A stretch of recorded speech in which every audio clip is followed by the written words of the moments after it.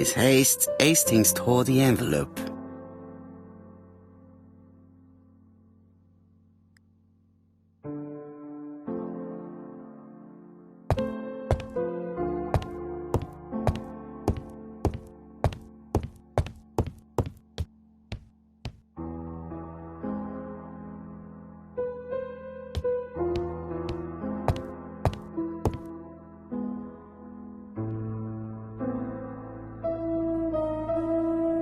Daily Flicker, July 30, 1935. ABC affair, no progress. The alphabet murderer is still on the run. Ever since the police found the connection between the Bexhill and Andover affairs, the inquiry has barely progressed. In this issue, we are publishing provocative letters sent by the killer to Hercule Poirot. Unfortunately, they have not yet helped to find him.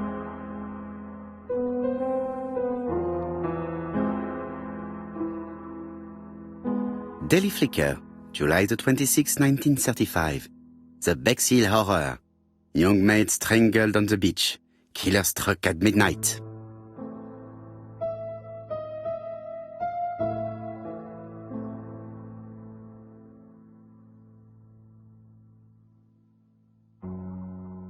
Ah, some cool hair.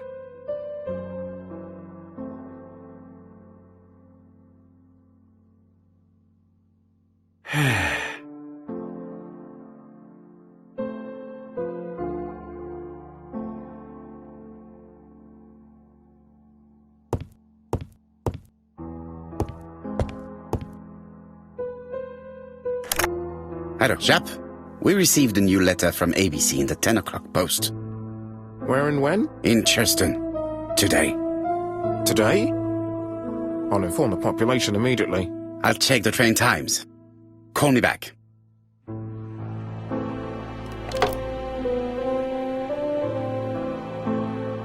I do not need to make a telephone call at the moment.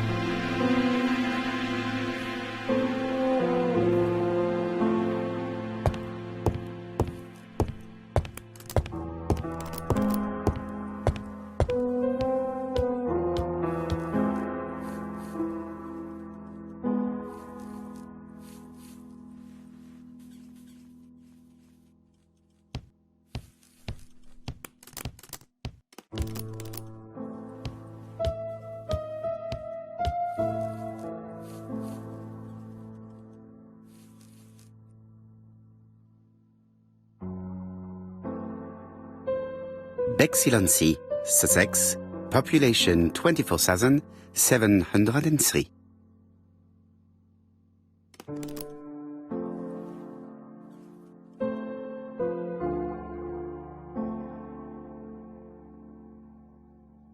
Hastings' photo album.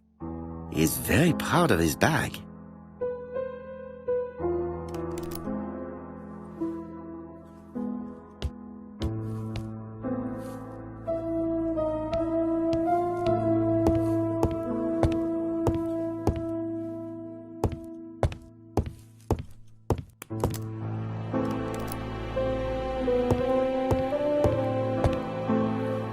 I lock my revolver in this drawer. I've not used it in a very long time.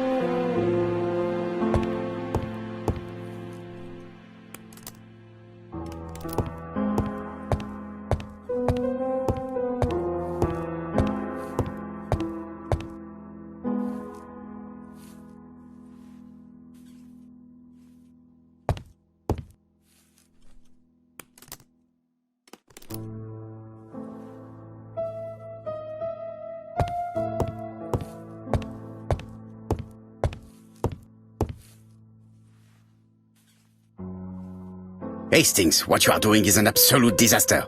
That is no way to pack suitcases. Heavens, we must hurry! We have to get to Churston before the murder!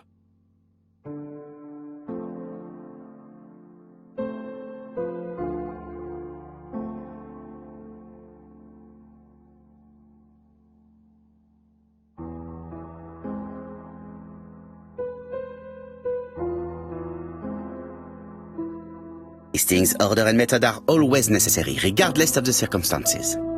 Okay. I'll let you pack them. You're the same.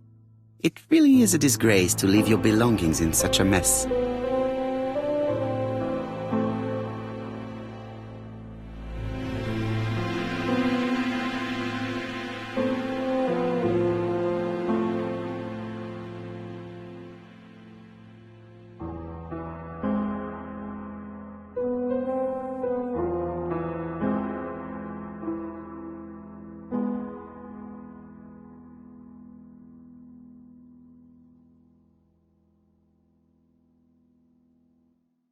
Voila! It only took a minute. Poirot, you were right. I've just consulted the ABC guide. There's no hurry. The next train doesn't leave till 11:45. You see, there is no need to hurry. We will not be in Churston until tomorrow morning, after the murder. But why has the murderer warned us so late? It's not what he usually does. Did he do it on purpose? Very good question, Hastings. We should also compare the letter we have just received with the other two, although I have very little doubt about what we will find.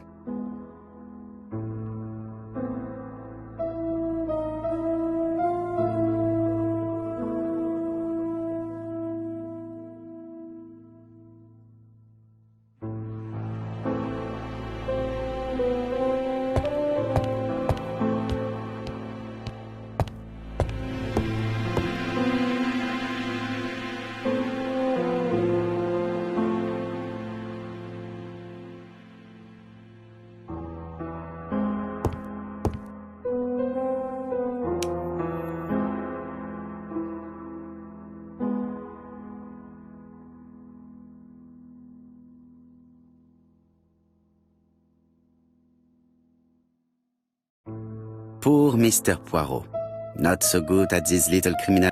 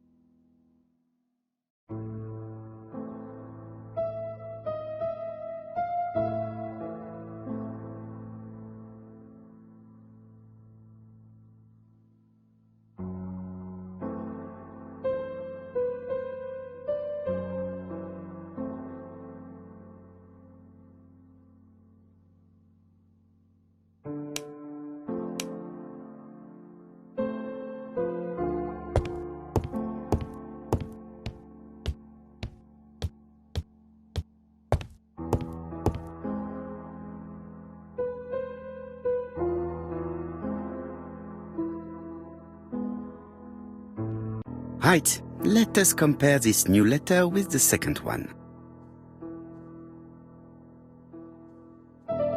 Let us examine this more closely.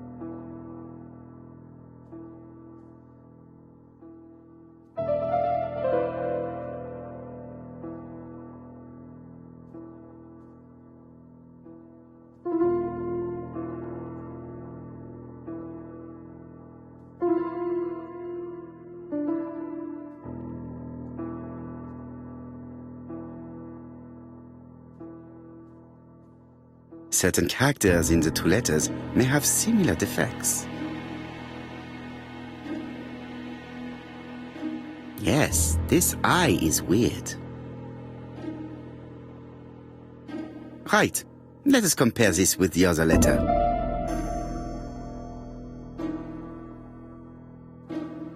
Yes, the I characters in the two letters do indeed have the same defects. I have to find some other similar defects to confirm my theory.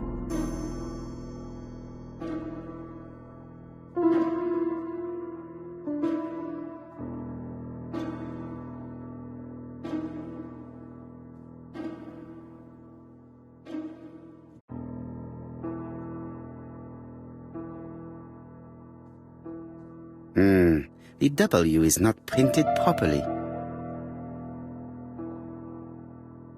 Right. Let us compare this with the other letter.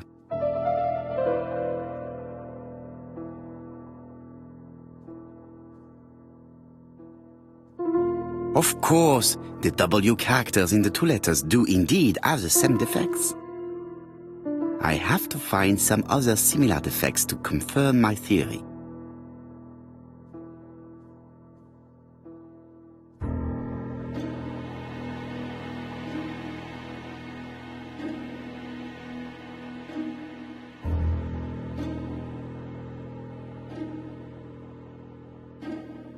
Yes, the A appears to be quite unusual. Right. Let us compare this with the other letter.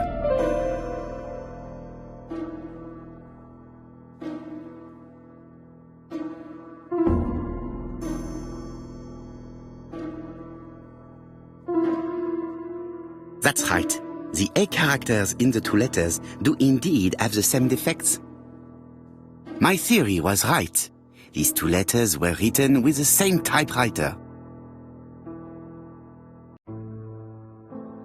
Let us now try and get our brain cells to work.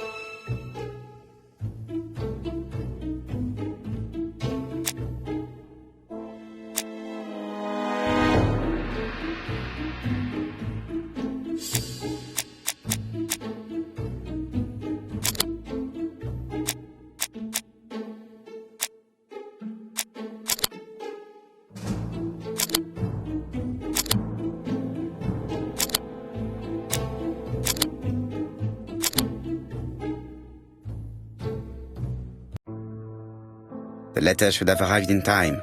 The postmark shows that it was sent 3 days ago.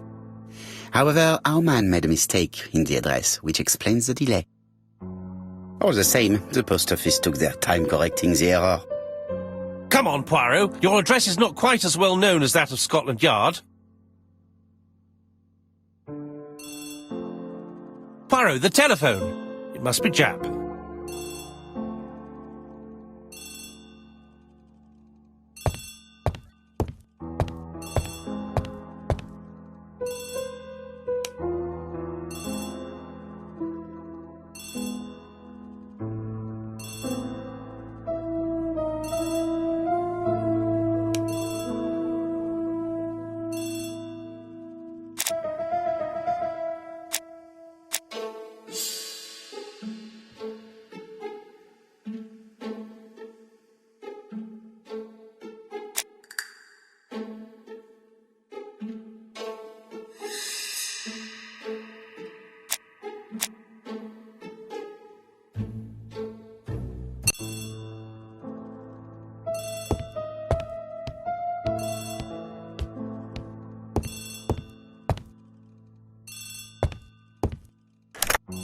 I have some news from Churchton. Bad news, I'm afraid. Sir Carmichael Clark was murdered while out on his evening walk. Sir Carmichael Clark. The name is familiar to me. He was a famous throat specialist, one of the best in London. A wealthy man, he retired to Combside, a beautiful house by the sea. He collected antiques. Are you going there? Yes, let's meet on the train.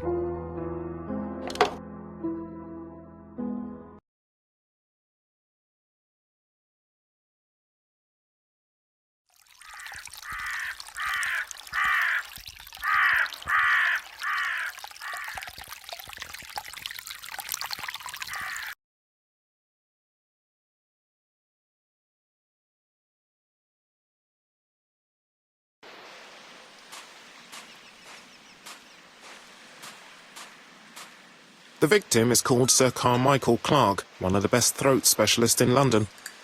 The body was still warm when we found it. If we'd been warned earlier, we definitely could have saved him. It appears that the murderer made a mistake when he wrote his letter. A mistake? Lucky for him. And what if he did it on purpose? No. He's defined his madcap rules and he's sticking to them. It's a matter of pride for him. Shall we go up to the house, Poirot? You go, my friends. I will come soon.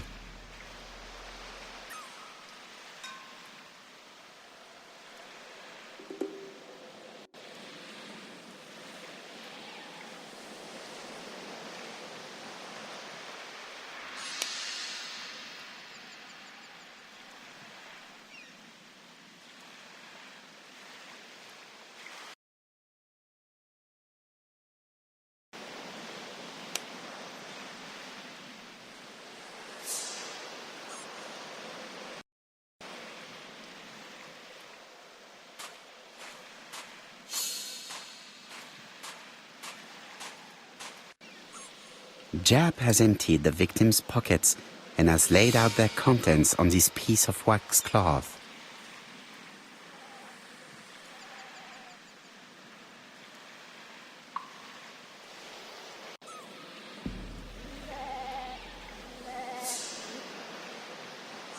It is pointless.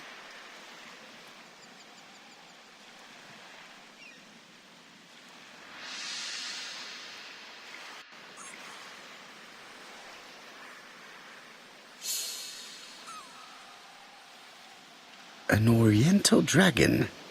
It's an old piece, much older than the pocket watch on which it was fastened.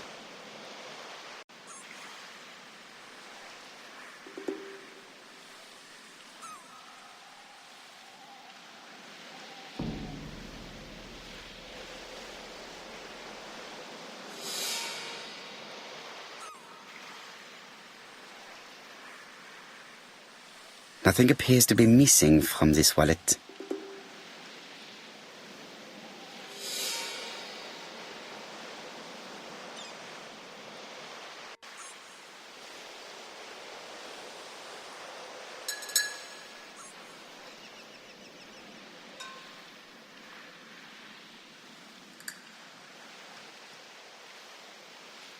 A signet ring, very probably with the Clark family's coat of arms.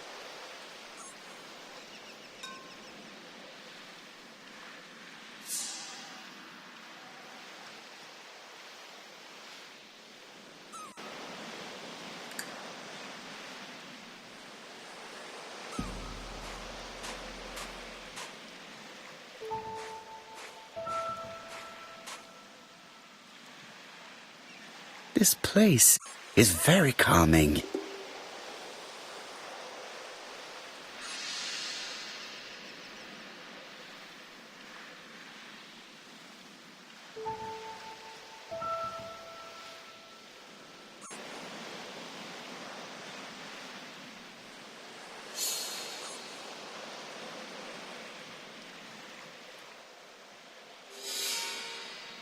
The site is exceptional. It is easy to imagine that Sir Carmichael used to enjoy stopping here every evening.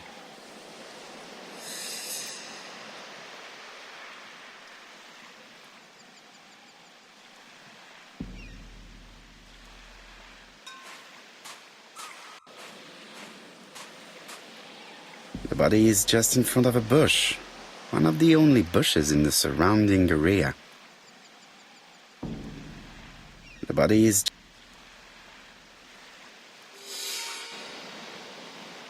The vegetation behind the bush has been trampled.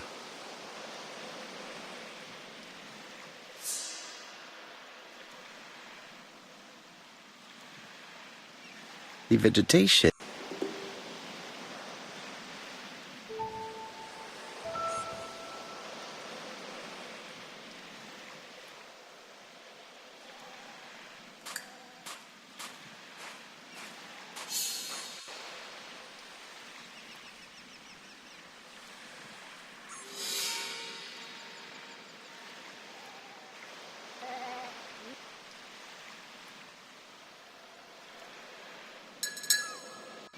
An ABC guide, the murderer's customary signature, covered in blood this time.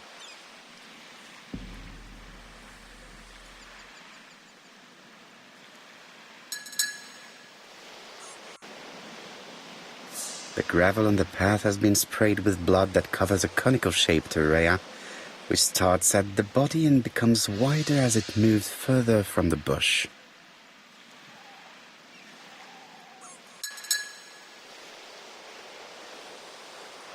Sir Carmichael's throat was cut. It's a clean incision, a professional murder.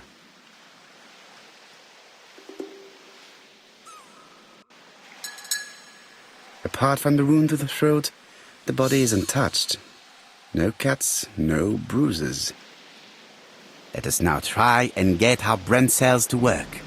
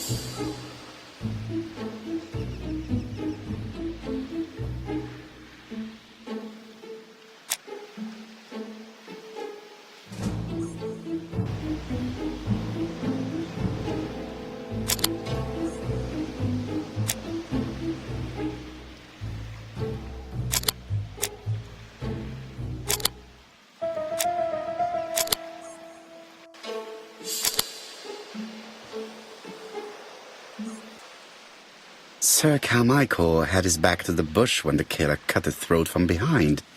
A fatal blow that sprayed blood over a range of more than 1 meter. Let us now try and get our brain cells to work.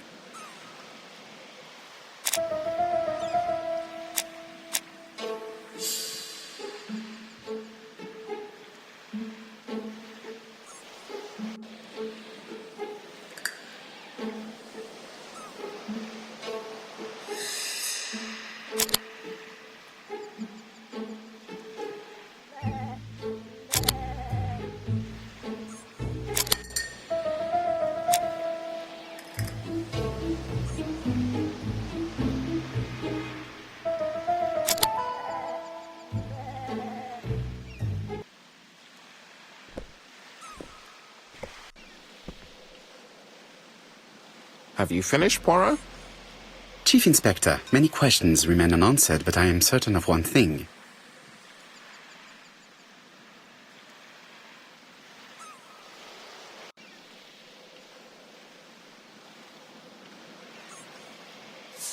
The killer is a daring opportunist.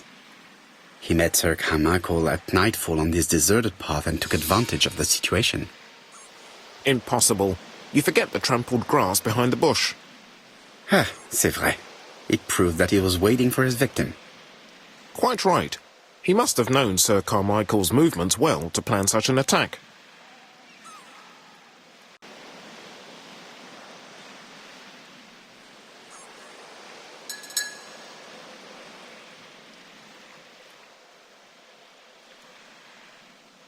The murderer struck with terrible savagery. Yes, blood flowed. It's the first time he's attacked a man. He armed himself accordingly. Have you spoken to the victim's family, Chief Inspector? I've spoken to the brother, Franklin Clark. I didn't get much out of him. He's yours. I must get the body removed.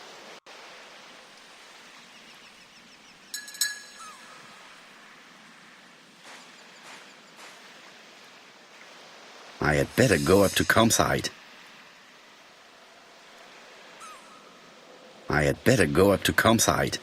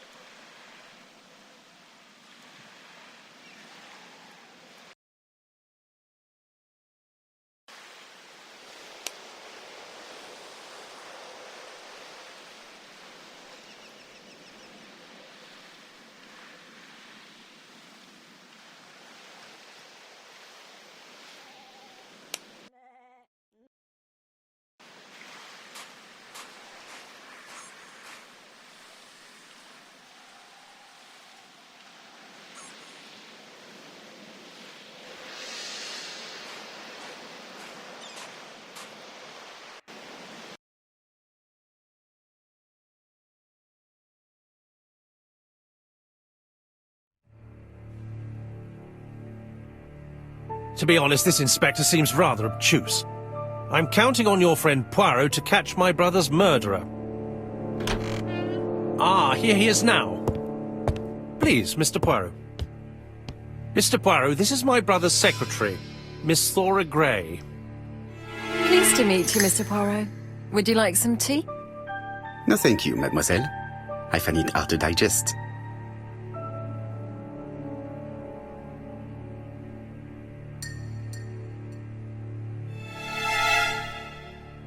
It is not the right time.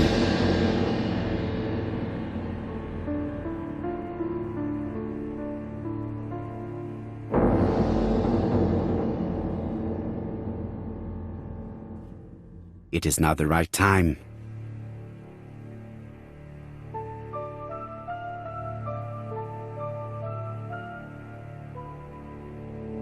There is something very viril about him.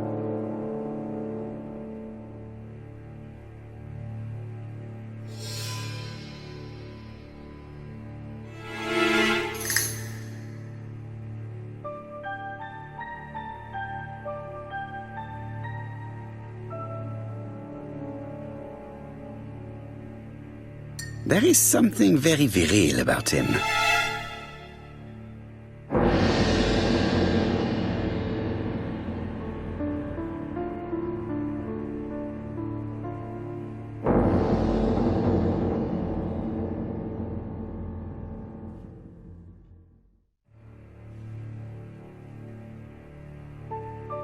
Franklin Clark is an adventurer, the sort of man that women like.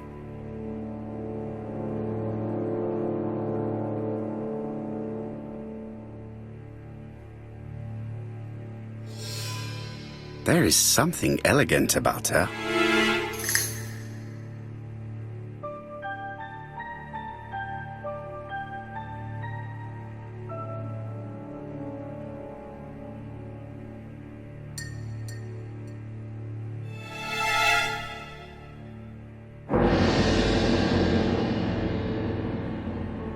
She's focused on a cup. Let us take advantage of this to observe her more closely. She has good taste, except perhaps in her choice of jewelry. Please excuse me, I have to take care of Lady Clark.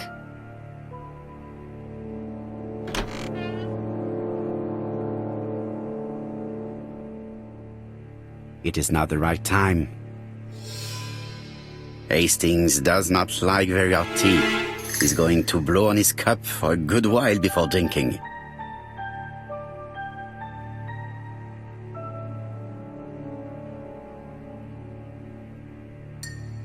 It is a once-in-a-lifetime opportunity to question him. My brother's wife is gravely ill. You will probably want to question her, but I fear that it won't be possible today.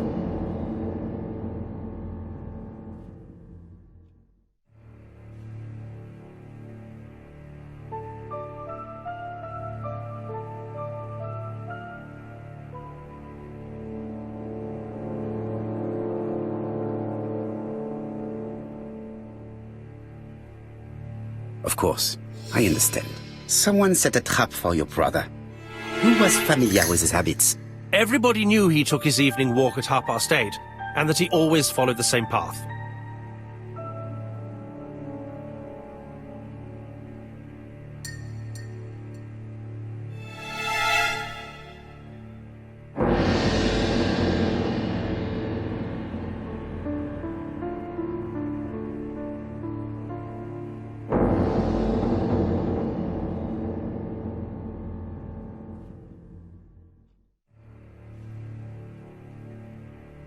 And did people of the village know Sir Carmichael's habits?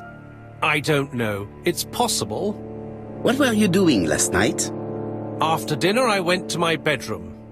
At 11 in the evening, the telephone rang. It was the police. I went to look for my brother.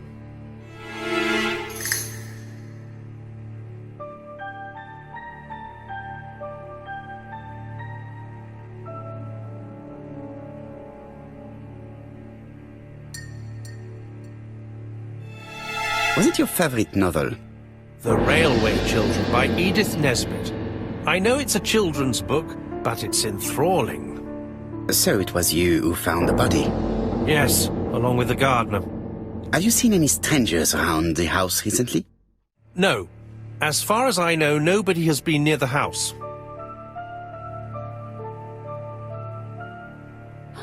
Miss Clark.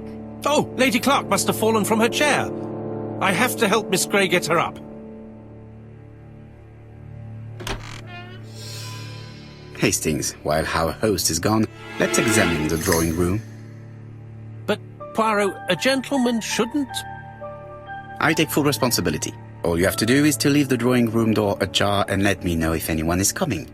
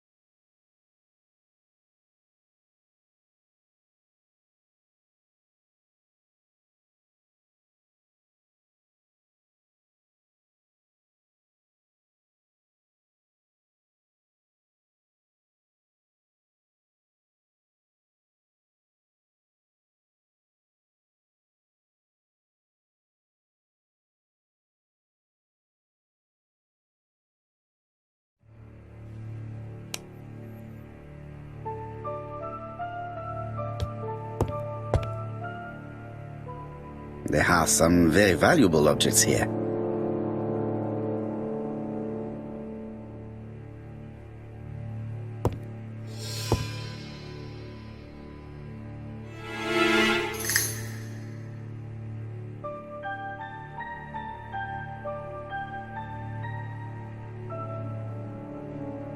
Compass, point to the south. Bronze and magnetite. Han Dynasty, circa 210 BC, purchased in Hong Kong 1935.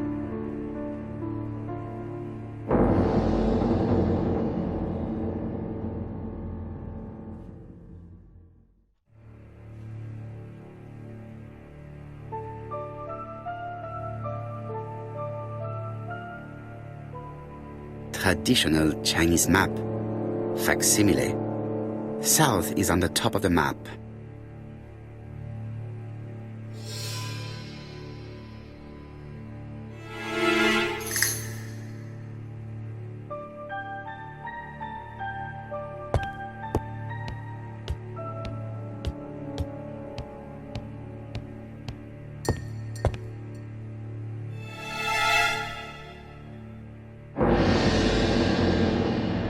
It is an emperor. His place at the center of the table is probably symbolic.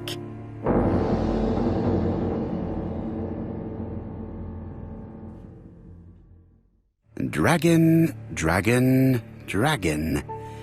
Sir Carmichael showed himself to be very consistent in his collection's theme.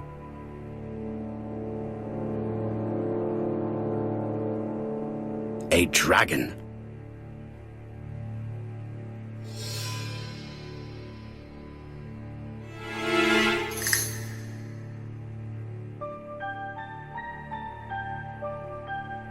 A crane?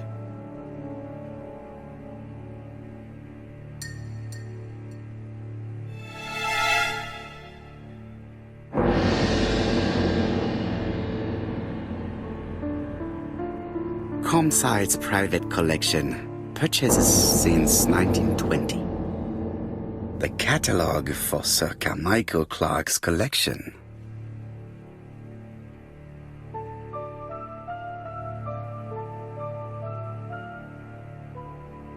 A tiger.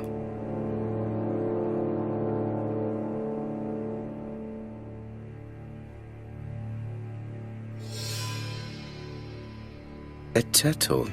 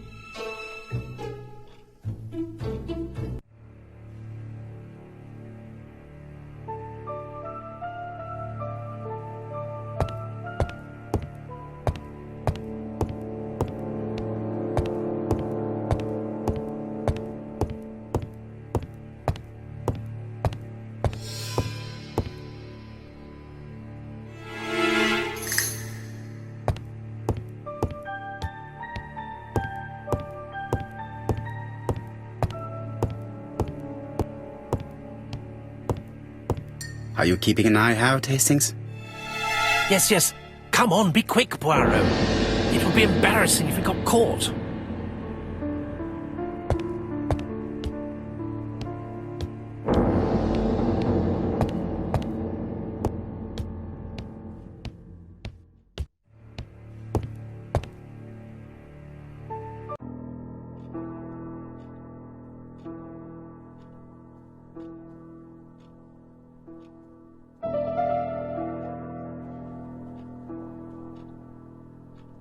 The cardinal points. This book could maybe help me. Each cardinal point is associated with one animal and one color.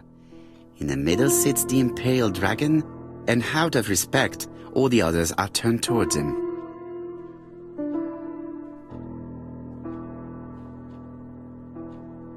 Each cardinal point is associated with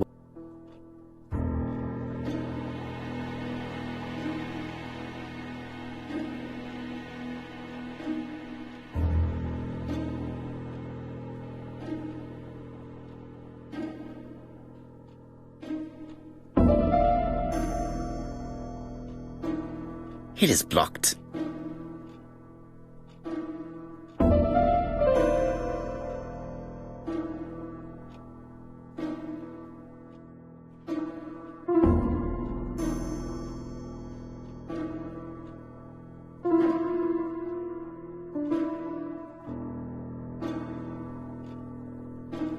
Turtle, the dragon, the crane and the tiger.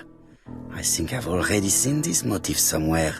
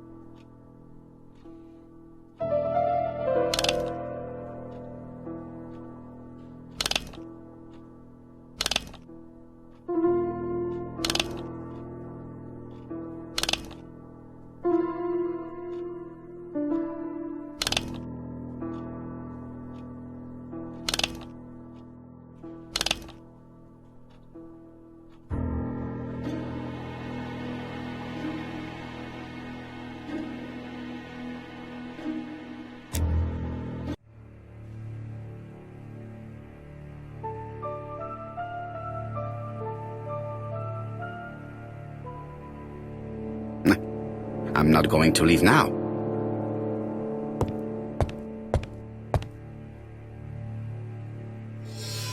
Sir Carmichael's collection could rival that of a major museum.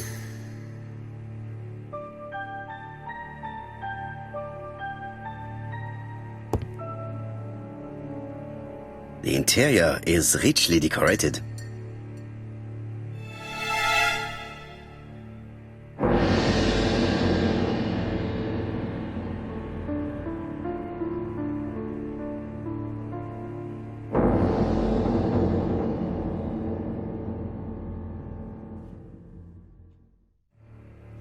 Dragon, dragon, dragon. Sir Carmichael showed himself to be very consistent in his collection's theme.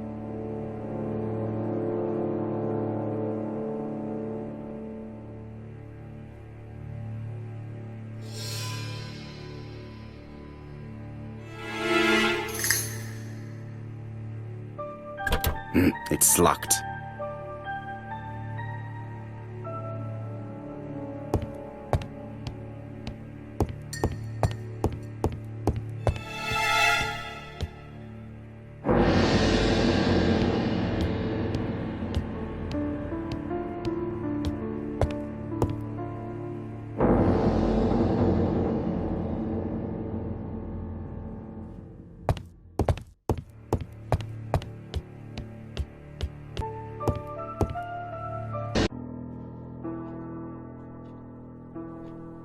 Turtle, the dragon, the crane and the tiger.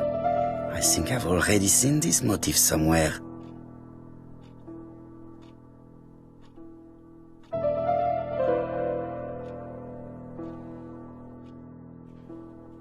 The position of each motif is correct, but they are not turned the same way as on the table.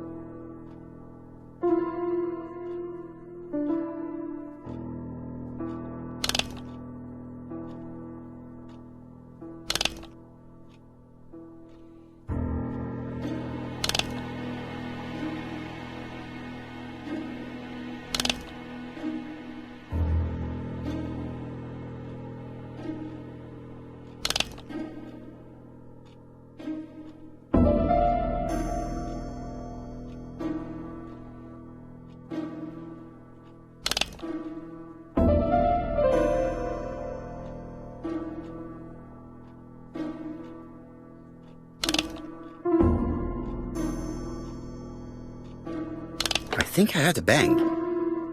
Could it be this cupboard? This is interesting.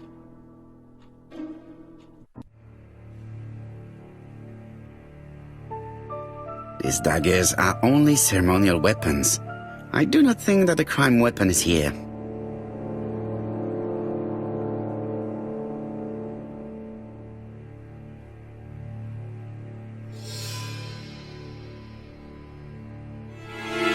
Ernest Logan, MD, Brighton Cancer Institute, 201 Dusk Road, Brighton, Sussex.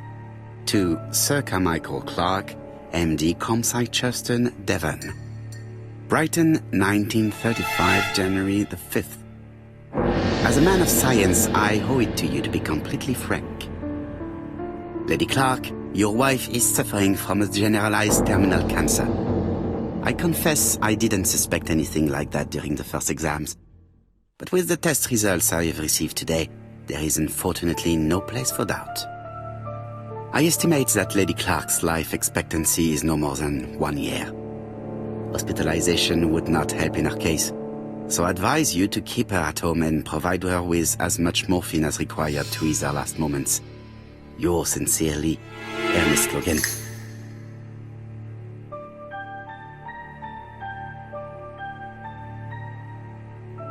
Here's Miss Gray. Sorry to keep you waiting. Lady Clark's condition requires regular care. I believe you want to ask me a few questions. Indeed, mademoiselle. This porcelain is remarkable. Is it old? It's about 3 centuries old, I believe. Wait, let me find the reference.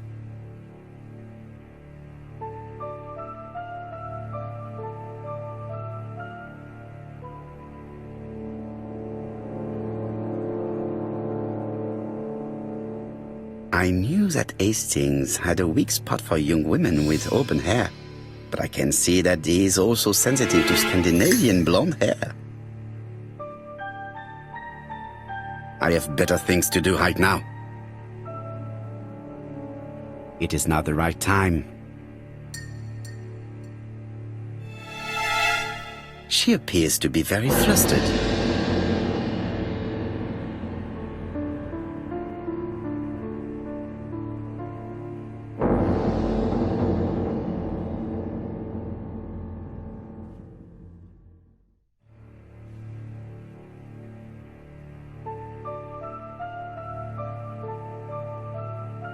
She is unable to hide her emotion, and her makeup has been disturbed. I think that this young woman has just been kissed. Here? Teapot with black dragon, Gangxi period, end of the 17th century. It is a rare piece with unusual colours. You have a good knowledge of art history. Acquired while working with Sir Carmichael. I used to help him manage his collection and choose his new acquisitions.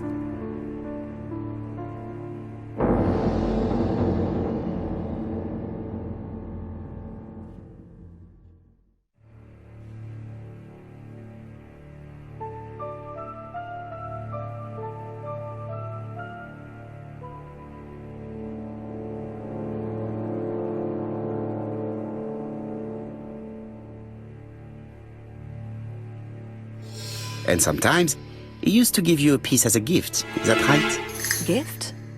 What do you mean?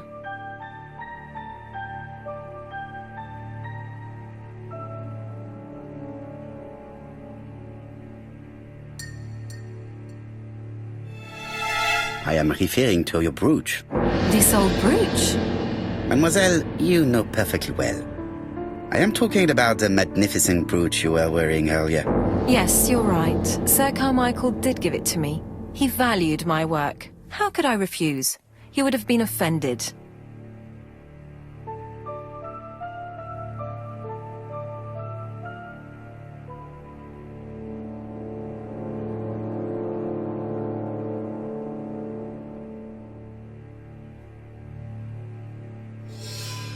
Why have you taken it off? I don't understand, Mr. Poirot. Have you seen any strangers hanging around in the past few days? No. Nobody has been near Cumside.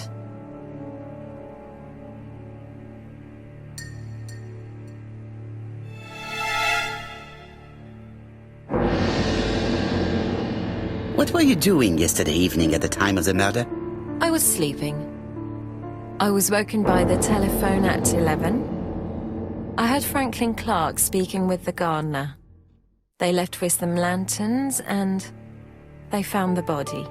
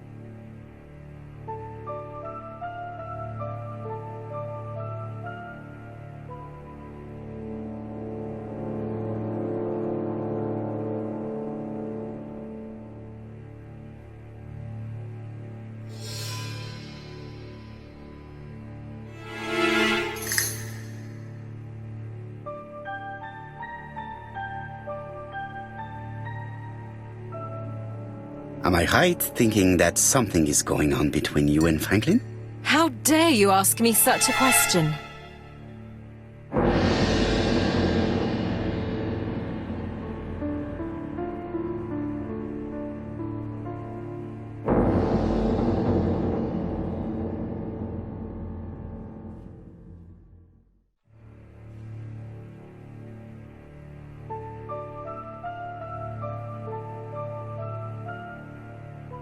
Mademoiselle, it is difficult to hide things from me.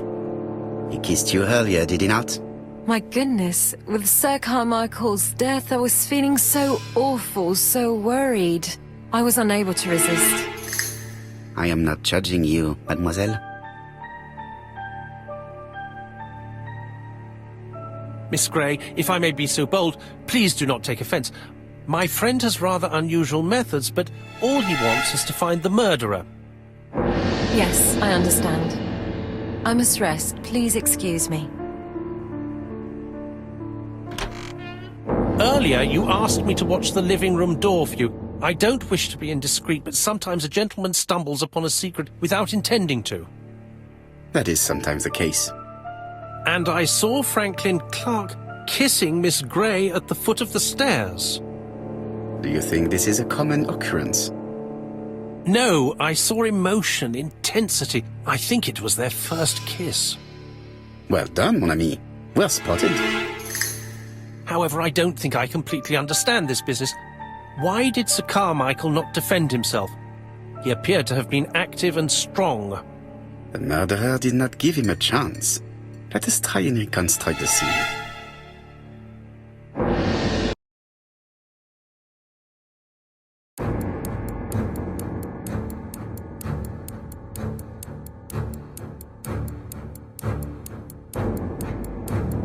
Sir Clark is taking his customary walk. Our killer is hiding behind a bush.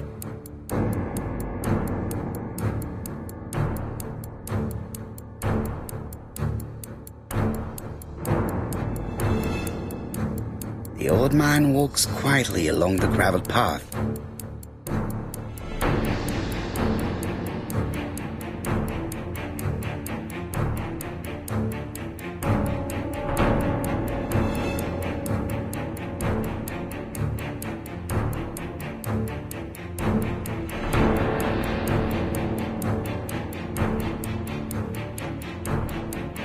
He then passes the bush and continues on his way to the house.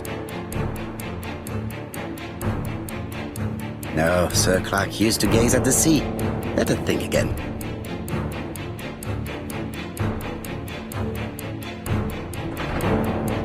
Sir Clark is taking his customary walk. Our killer is hiding behind a bush.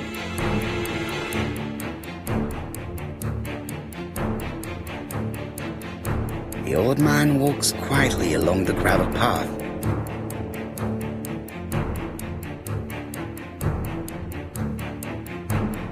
Then he turns towards the sea to gaze at it.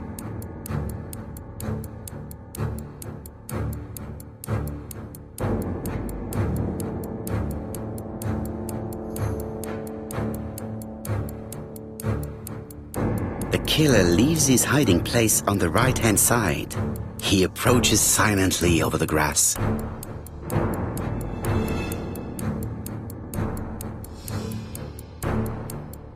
Then he throws himself on his prey and cuts the poor man's throat. He then lays down the ABC before leaving. Everything appears to match the crime scene, Monsieur Hastings. That is exactly what happened.